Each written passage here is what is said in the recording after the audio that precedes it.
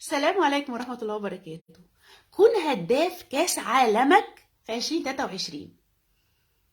وخلونا نكمل كده، يعني احنا في أجواء كاس العالم فعلا، وشفنا فرحة الفائزين.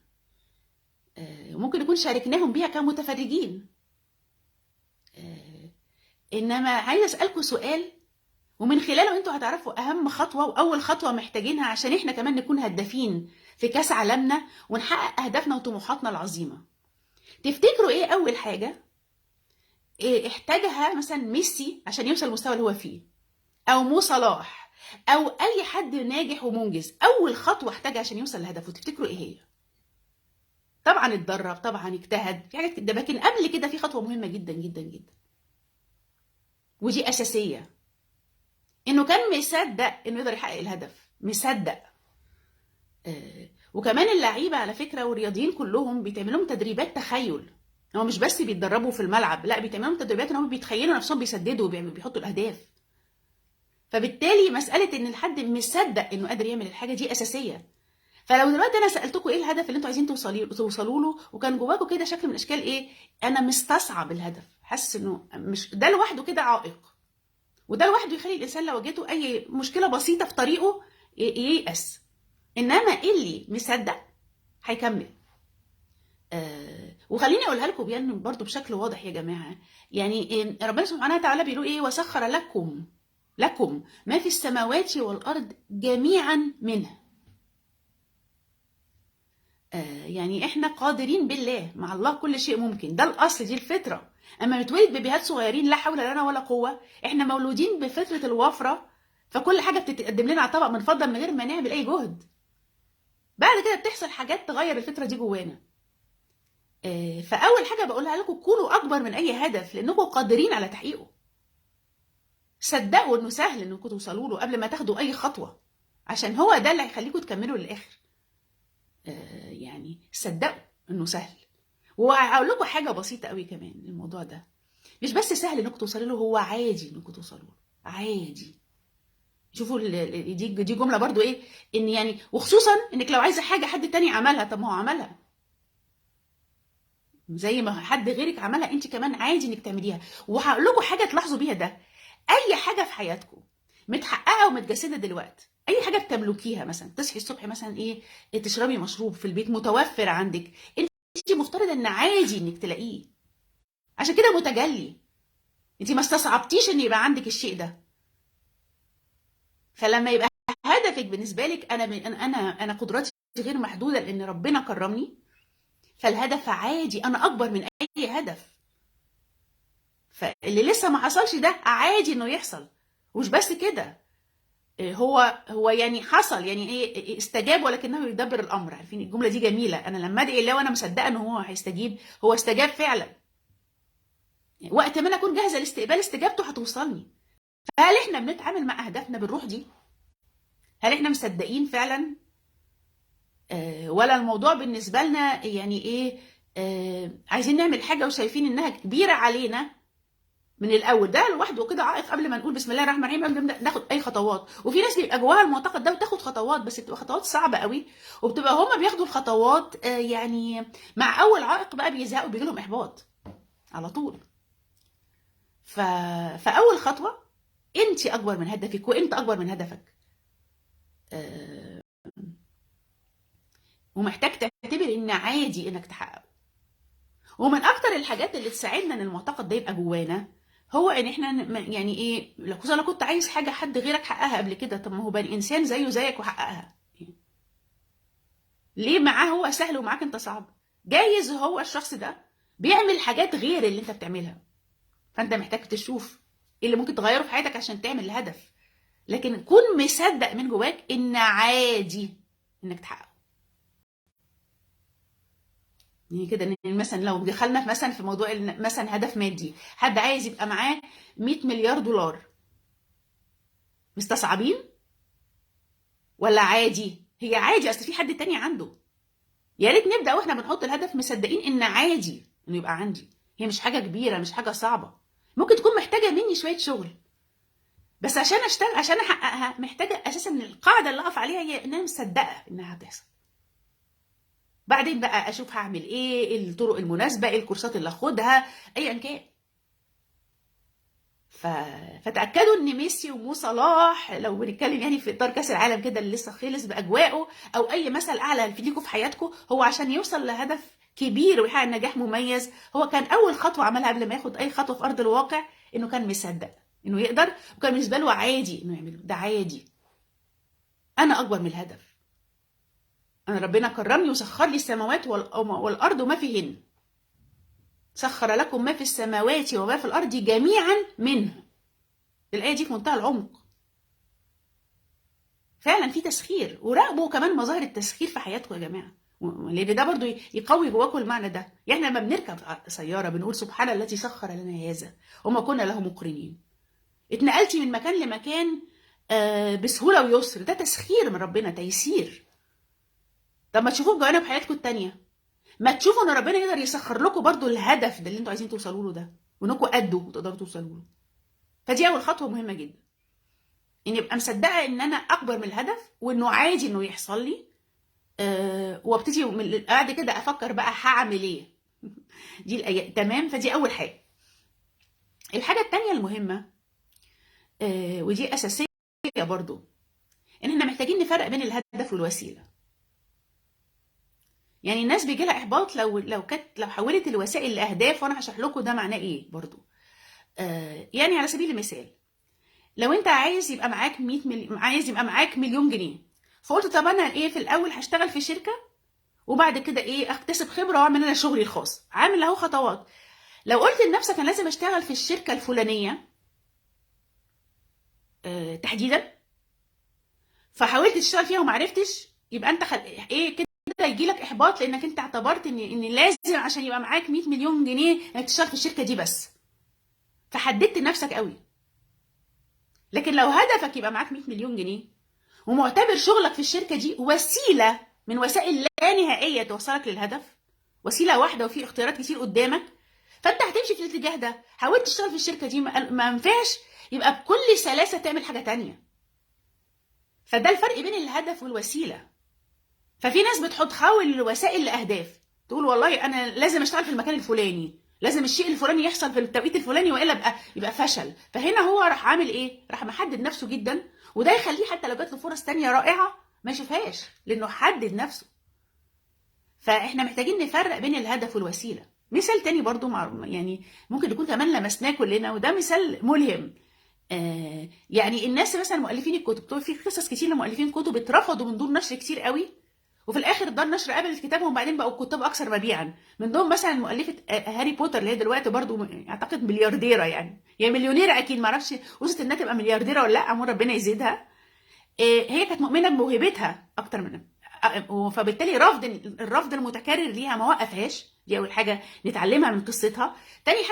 تاني حاجه ان هي كانت واعيه انها لما تروح لدار النشر تقول له انا عايزه انشر الكتاب ده عندك، دي وسيله، هي هدفها نشر كتاب فين، مش ده قصتها. فلما دار النشر تقول لها لا تروح للي بعدها واللي بعدها، عملت كده بمثابره، لان هدفها نشر كتاب، مش متعلقه بمكان، مش متعلقه بطريقه محدده. فبالتالي هي عرفت تفرق بين الهدف والوسيله. فلما بنفرق بين الهدف والوسيله، يبقى دايما خلي هدفك، تعرف يعني ايه انه هدف يكون فيه طرق كتير قوي للوصول اليه، حاجه عامه كده.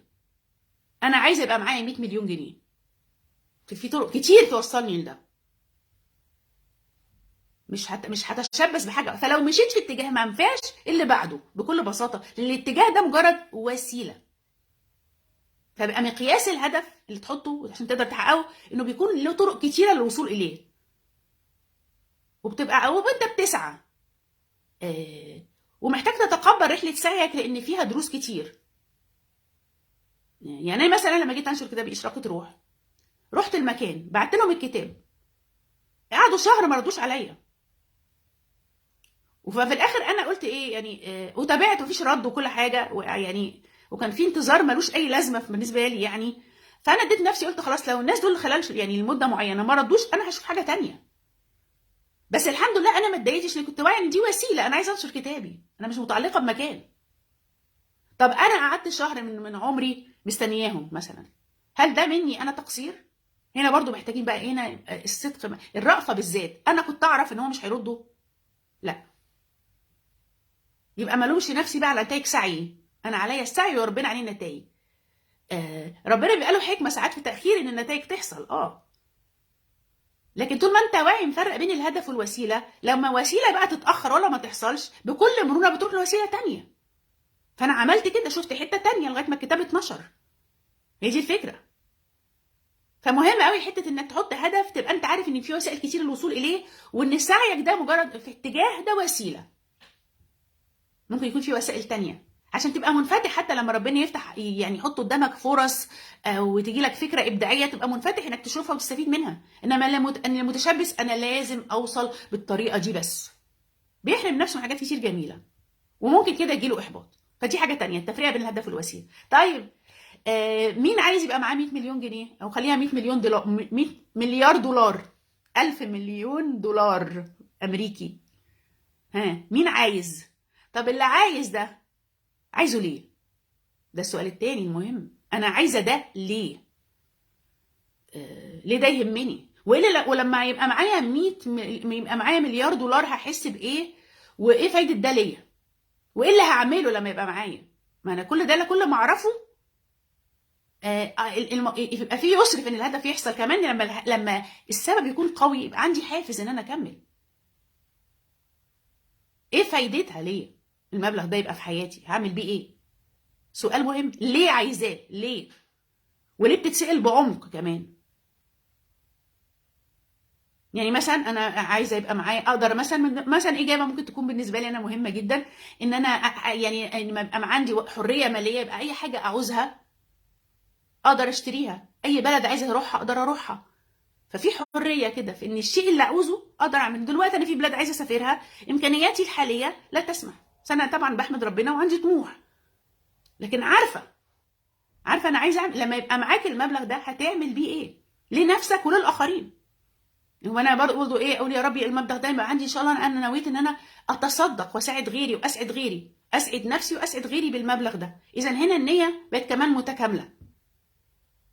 فدي فكره انا عايزه ليه. وفي حاجه مهمه قوي يا جماعه بقى، لما نسال سؤال ليه دي مهمه قوي، بتخليك تكتشف. لان لو انت عايز مثلا ايه، وانا انا عايزه اعمل الحاجه الفلانيه عشان اثبت لهم ان انا شاطره، بتعمل حاجه للاخرين مش لنفسك. اصل صاحبتي خدت الكورس فانا لازم اخده، دي اسمها بروفينج انرجي. انا بعمل عشان اثبت لهم، مش بعمل حاجه عشان انا عايزاها او تهمني، لا، ده انا بعمل حاجه للاخرين. فاللي بيعمل حاجه عشان يثبت اي حاجه ده تقيا بيعوق تحقيق الهدف. فعشان كده حته ليه دي مهمه. اصدق مع نفسك في ليه قوي، يعني ليه عايزه، ليه عايزه دي. وكمان هتعمل، ولما يبقى عندك هتعمل بيه ايه، يعني حاجتين. وحاجه ثالثه تخلي بقى ان الهدف نقدر نضمن ان شاء الله نحققه رغم اي عوائق. هنا يكون في 3 حاجات متكامله، انه بيلبي لنا احتياجاتنا الاساسيه احنا ماديه، احتياجات الجسد، احتياجات النفس، واحتياجات الروح. احنا عندنا 3 جوانب في حياتنا محتاجين نشبع احتياجاتهم، ما ينفعش نتجاهل حاجه منهم. فاحتياج الجسد هو ايه؟ لو بنتكلم مثلا، لو هنفترض انت عندك شغل مثلا بتقدم خدمه للناس، احتياجاتك الماديه هي انك تتقاضى اجر على عملك تعيش بيه. ده احتياج اساسي عشان نقدر نعمل اي حاجه لاي حد. يعني يا جماعه النهارده الحمد لله انا ربنا يعني ايه موفر لي اكل في البيت ورزق، فقدرت يبقى عندي طاقه اكلمكم. هو ده لو مش عندي احتياجاتي الاساسيه، مش عندي، هعمل ايه؟ مش هقدر اعمل اي حاجه لاي حد. يبقى ما نستقلش بحقنا في الايه، في ان يكون في انك تحترم الاحتياج المادي بتاعك، ده الاساس اصلا. اللي بعديه تقدر تعمل حاجات تانية. يجي بعد كده يجي احتياج النفس. النفس محتاجه ايه؟ محتاجه انها تعبر عن انا يكون عندي القدره ان اعبر عن نفسي زي ما انا بعمل كده دلوقتي. عندي معلومه شايفه انها مفيده فبعبر عنها، بنعمل لكم بقدم لكم اللايف ده مثلا. احتياج النفس برضو اني الاقي تقدير وتشجيع من اللي حواليا، دي احتياجات النفس. طيب يجي بعد كده احتياجات الروح، هي العطاء. يعني انا دلوقتي لما حد بيعمل خدمه لحد وبيتقاضى منه مال مقابل ايه العطاء اللي هيديهوله؟ وهل بيتقي الله في عمله؟ هل بيعمله بالاحسن وجه؟ هل بيتقن؟ هل بيدي من قلبه بكل حب وبكل اخلاص؟ فده احتياج الروح، انها تدي. فالهدف اللي بيلبي الثلاث احتياجات دول ليك هيكون هدف انت فعلا هيخليك تقدر تكمل فيه للاخر، هيكون مهم عشان متوازن، مش بيجي على حاجه على حساب حاجه. لو حد عايش حياته كلها يا جماعه بيعمل اعمال تطوعيه طب ما هو وما عندوش دخل مادي تاني، تتخيل هو كده مش هيقدر يكمل اصلا، هيلاقي نفسه استقدر انا هاكل منين مثلا. لكن الشخص اللي عنده توازن والله بيعمل حاجات، بيشتغل شغل يتقاضى منه اجر يعيش بيه، وفي نفس الوقت بيساعد الاخرين، بيتصدق بماله او بعلمه، ده انسان متزن. ومش هيقدر يدي قبل ما هو ياخد، يعني دي برضو حته محتاجين ندركها، لان ساعات بيبقى في احساس بالذنب قوي في حته ان يعني مساله ان الناس مثلا لما تقدم خدمات تطلب عليها اجر. ده برضو بحكم التربيه يا جماعه، احنا يعني المجتمعات الشرقيه في تربيه كده كون شمعه تحترق من اجل الاخرين، مع انك في الحقيقه عمرك ما هتقدر تساعد اي حد قبل ما تساعد نفسك. فهي دي الفكره. فبالتالي عشان تحقق هدف مفيد قوي انه يكون بيلبي الثلاث احتياجات دول، احتياجات الجسد والنفس والروح. في قيمه، يعني انا هاخد وادي، والقانون كله والكون كله قايم على الاخذ والعطاء ده. انا اديت واخدت في المقابل، بدي باحسن واروع ما عندي واخد اللي استحقه في المقابل، هي كده تمشي كده. اللي ما بيعملش ده مش متزن، اللي بياخد على طول مش متزن، واللي بيدي على طول مش متزن. فخلينا يعني يفهم قوانين ربنا سبحانه وتعالى في الكون عشان نعيش حياتنا بفطره سليمه ونحقق النتائج اللي احنا نستحقها في حياتنا. فاحنا محتاجين ندرك ده. فالفكره بقى دلوقتي وانتوا بتحطوا اهداف، خلوها اسالوا نفسكم هي بتشبع ايه في احتياجاتي الماديه، وبتشبع ايه في احتياجات نفسي، وبتشبع ايه في احتياجات روحي، وحطوا الهدف كده. الهدف بقى قوي، بقى فايدته ليك عميقه وواضحه، تخليك تكمل مهما حصلت اي عوائق او واجهتك اي صعوبات. ولما تسال نفسك ليه، وده سؤال مهم وعميق، هتتاكد ان الهدف ده بتاعك مش بتعمله عشان عايز اثبت حاجه لحد. تحرر خالص من انك تبقى بتعمل حاجه عشان تثبت حاجه لحد، لان تقيا فعلا اللي بيبقى بيعمل حاجه عشان يثبت حاجه لغيره هو كده بيعطل نفسه. فدي حاجات كلها مهمه جدا في تحقيق الاهداف. من الحاجات اللي بتساعد على تحقيق الاهداف طبعا برضو هي ان يكون عندك بيئه داعمه تدعمك في تحقيق اهدافك. يعني هقول لكم على حاجه انا بعملها على مستوى صغير، وبعدين ربنا فتح عليا اني كبرت الفكره. انا ليا صديقه بقابلها كل اسبوع، حتى مش بنتقابل، بتكلم على ماسنجر مثلا، كل اسبوع بيحصل ايه، انا بقول لها اهدافي وهي بتقول لي اهدافها، وبنيجي الاسبوع اللي بعده نتابع مع بعض عملتي ايه في اهدافك وانا عملت ايه في اهدافي. الموضوع ده يا جماعه على بساطته فارق جدا. ليه؟ لان احنا في حاجه كده نفسيه بتحصل لما انت تدي كلمه لحد تاني انك هتعمل حاجه، وبعد ما انا بقول لها بشكل واضح على اللي انا ناوي اعمله، كمان ببقى مركزه طول الاسبوع ان هو ده اللي انا هركز وقتي وطاقتي عليه، هو ده اولويتي دلوقتي. فبقى لي فتره بعمل ده ولاقيه نتائج حلوه جدا منه. عما كنت لوحدي خالص بقى النهارده اعمل بكره ما اعملش، في متابعه كده بنشجع بعض بندعم بعض، ولو حد فينا عنده مصادر تساعد التاني بيقولها له. فده كله بيساعد على الوصول للهدف، وجود بيئه داعمه. انا كمان بقى وسعت الفكره دي اكتر الحمد لله من خلال كتاب وكوتش ومجتمع اشراقه روح. يعني الفكره ايه من كتاب اشراقه روح ده؟ كتاب اما تحصل عليه بتبدا معايا رحله ارتقاء طول حياتك. كتاب اشراقه روح بيتدبر في الايه الكريمه فلا اقتحم العقبه، وشعاره حياتك بالقران اجمل. بحيث ان احنا اللي بنعمله في الكتاب بعد ما بنفهم معنى الايه الكريمه فلا اقتحم العقبه، يعني يلا نحل مشاكلنا من جذورها، يلا نوصل لاهدافنا فعلا ونبعد عن المسكنات بقى والامور المؤقته، يلا نحل حلول جذريه. ده حتى كلمه اقتحم قويه، لفظ رباني كده فعلا يدعو للتامل. طيب فهمناها ازاي تنعكس على حياتنا عشان تبقى حياتنا بالقران اجمل؟ الكتاب فيه اسئله كوتشنج تفاعليه بتشرفوني باجابتها، وبعد كده بعمل ليكوا جلسه كوتشنج وجها لوجه منفرده على الموضوع اللي لازم تشتغلوا عليه، فيبقى في وضوح للرؤيه هيتعمل ايه. احنا بقى قررنا ما نوقفش على كده، كمان قررنا ان احنا في مجتمع اشراقه روح بنتقابل كل فتره بشكل منتظم، بنحط اهداف مع بعض وبنتابع بعض في تنفيذها. فكده كمان البيئه الداعمه بقت موجوده. واحنا ان شاء الله هنتقابل بكره على زوم نحط اهداف السنه الجديده. لان احنا لما نبقى مع بعض اكيد هنبقى قادرين ندعم بعض اكتر ما كل واحد لوحده يجي له حماس كده انه عايز يعمل حاجه، وبعدين امور الدنيا تلهيه او ينشغل او يحصل اي حاجه، وبعدين يجي واحد كده في الاخر نحس باحباط. مع ان احنا فعلا فعلا والله ربنا سبحانه وتعالى مدينا قدرات عظيمه، واحنا قادرين ان احنا اي شيء عايزينه يتجلى في حياتنا، إن محتاجين نساعد نفسنا على ده. فانا يا رب اللايف ده يكون ملهم بالنسبه لكم، ويكون اضاف لكم وفهمتوا معنى انك تحطوا هدف بشكل متكامل وواعي، وفعلا يسهل لكم التجلي فعلا في ان الهدف ده يتجلى في حياتكم بيسر ان شاء الله. يعني وطبعا انا بدعوكم انكم تشرفوني بانكم تنضموا لمجتمع اشراقة روح، واللي حابب يعرف اي تفاصيل اكتر عن الموضوع ده يراسلني على الخاص ان شاء الله ويكتب لي في التعليق. وان شاء الله باذن الله كلكم تكونوا هدافين كاس عالمكم في 2023. والطريقه اللي انا بدعوكم تحققوا بيها ده هي ايه؟ في نور القران الكريم. وافتكروا دايما ان حياتك بالقران اجمل. سلام عليكم.